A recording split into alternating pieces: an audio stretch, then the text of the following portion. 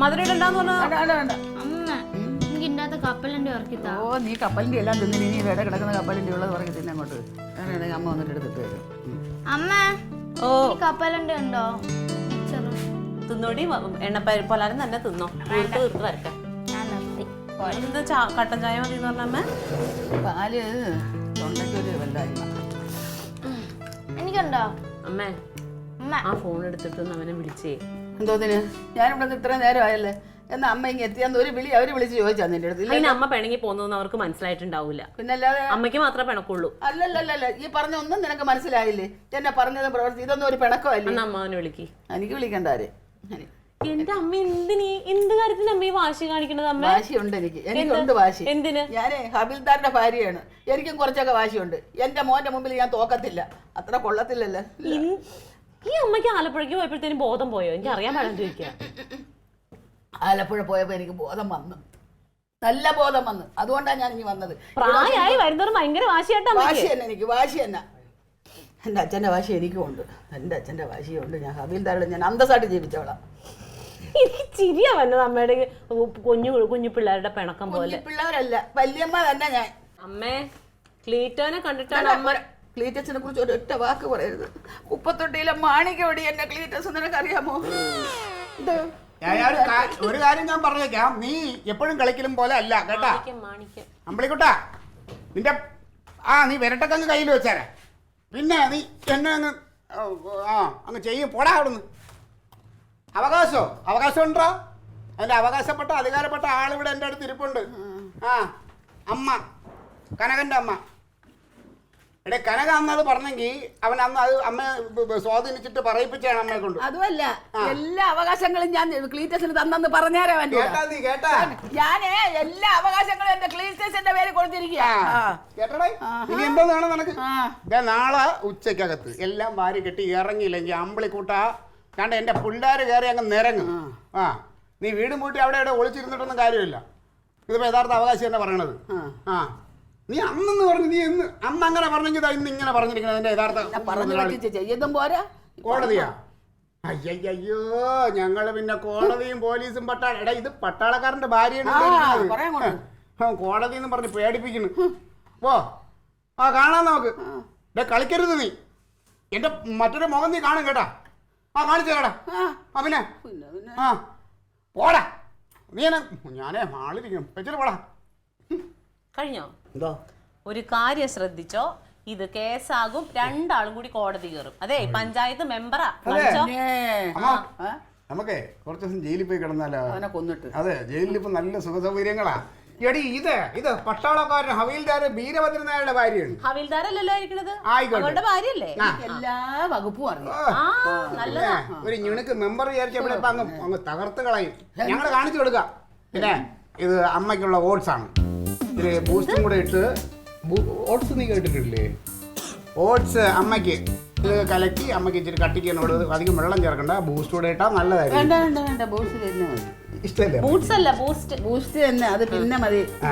വേണ്ടെങ്കിൽ വേണ്ട, ഓട്സ് കലക്കി കൊടുക്കുക കേട്ടാ. അമ്മ വിളിക്കുന്ന എടുത്ത് സംസാരിക്കാം. ഇതേ ഇടനിലക്കാരെ പറഞ്ഞില്ലേ നീ ഹലോ അമ്മാവാ. ഇവിടെ ഉണ്ട്. എന്താ എങ്ങനെ മെഡിക്കൽ കോളേജിലോ?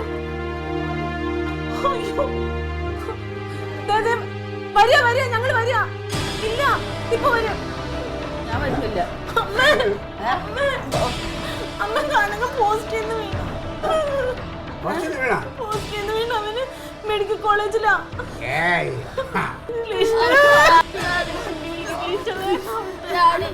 ഇത് ചുമ്മാ നമ്പർ, ഇത് പറ്റിക്കാൻ വിളിക്കണ.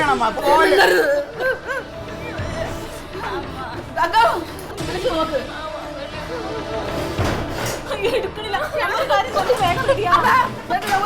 വണ്ടി വിളിച്ചോണ്ടോ? അടുക്കള അടക്കട്ടെ. പൂജ മതി മക്കളെ, അത് മതി. അമ്മയുടെ ബാഗ് ഇവിടെ പേഴ്സ് എടുത്താണ് ബാഗ് അവിടെ കിടക്കട്ടെ. ബാഗിലൊന്നും അയ്യോ ഇല്ല. ബാഗ് ഇവിടെ എല്ലാം അവിടെ തന്നെയാ. വേഗം വേഗം ഉടുപ്പ് മാറ്. എനിക്കിത് മതി. ഞാനിതൊന്ന് മാറട്ടെ.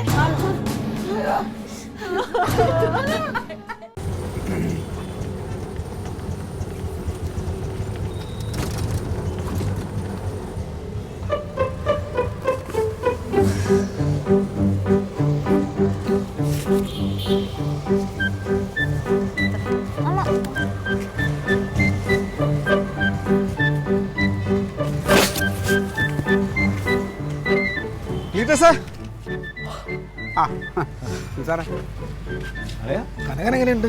ഒന്നും പറയണ്ടേ, അവനൊരു കുഴപ്പമില്ല. അതാ ഏണിയും കണ്ടാ നിന്നെ വീണത് ഇവിടെ ഒരു ചെറിയ പൊട്ടല്ലോ, അല്ലാതെ ഒരു കുഴപ്പമില്ല. കാറ്റിട്ടൊന്നും പറ്റിയില്ല ഭാഗ്യത്തിന്. വേറെ വാരി കെട്ടി അങ്ങ് പോയി. അളിയ പിന്നെ നാളെ മറ്റേ വാടകക്കാരൻ വരും വീട് നോക്കാൻ. ഏത്? ഏതെന്നാ? മറ്റേ കോർപ്പറേഷൻ ജോലി ചെയ്യുന്ന ദീപുവേ. അല്ല അത് ശരിയാവില്ല സാറേ. എന്ത്? അതിപ്പം ഈ അമ്പളിക്കുട്ടനെ ഇവരൊന്നും ഇവിടുന്ന് മാറുന്നില്ല. എന്തു വിളിയാ നീ പറയുന്നത്?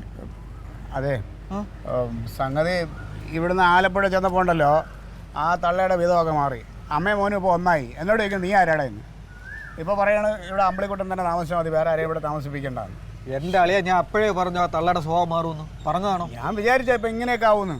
ഇവിടെ ഇരുന്നിട്ട് ഇവിടെ ഭയങ്കര മോനെ കുറിച്ച് ഇനി പറയാനില്ലാത്ത കുറ്റങ്ങളൊക്കെ പറഞ്ഞിട്ടല്ലേ ഇരുന്നത്. പക്ഷേ അളിയ ഇപ്പം വേറെ കുഴപ്പമുണ്ടല്ലേ, അവൻ്റെ കയ്യിൽ നിന്ന് 5000 മേടിച്ചാണ് നിനക്ക് തന്നത് ആലപ്പുഴ പോകാൻ. ഞാനിനി ആ പൈസ എങ്ങനെ തിരികെ കൊടുക്കും? അതെ, നീ ഒരു കാര്യം ചെയ്യണം. അവൻ എങ്ങനെയെങ്കിലും ഒരു കാര്യങ്ങൾ എന്തെങ്കിലും പറഞ്ഞ് ഒന്ന് റെഡിയാക്കിയിട്ട് 5000 രൂപ അളിയൊന്ന് മറിച്ച് കൊടുക്കണം. ഞാൻ തരാം, ഇച്ചിരി പൈസ വരാണ്ട് തരും. എന്തോടെ കഷ്ടോടെ നിന്റെ ഏത് കേസിൽ തൊട്ടാലും എനിക്ക് അതിന് അവസാനം പണി.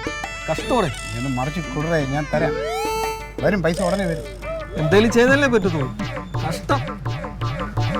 ആ ക്ലീറ്റോ തിരികെത്തിക്കണോ പള്ളിയിൽ? അത് കർത്താവിൻ്റെ ആഗ്രഹം സാധിച്ചെന്നില്ലല്ലോ, എന്നെ വെറുതെ അങ്ങ് മോഹിപ്പിച്ചല്ലേ ഉള്ളൂ കർത്താവ്. എൻ്റെ ആഗ്രഹം നടക്കട്ടെ, അപ്പോഴും ഞാൻ കത്തിച്ചോ. എനിക്ക് വേണ്ടിയിട്ട്. നിനക്കാ? എന്തിന്? ഞാൻ നേർന്നായിരുന്നു. എന്തിന്? അമ്മയും കനകൻ തമ്മിലുള്ള വഴക്ക് മാറാൻ.